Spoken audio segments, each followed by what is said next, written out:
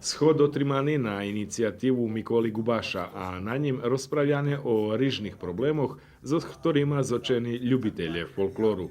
Тут са nješkavi поведзене ту, без огляду, že mi to všetci znali, ali to jako šik було medzi nami, що бешедувало, teraz to i javnost bude upozната zo všetkima tima problemami, zo ktorýma še mi stretávame u svojej roboti. Najveći sme še dotkli baš toho problému, znači problému nedostatku kádrov, nedostatku peniažov, nedostatku toho, co by trebalo nošiť našu kultúru. Popri toho, tot schod by mohlo navolať i robotna dohvarka o najchodzacím festivalu Kocúrska žatva. Poradili sme še s tým, že vidíme i so novima, i so doteraz vidzenima tancami na tohoročnú žatvu.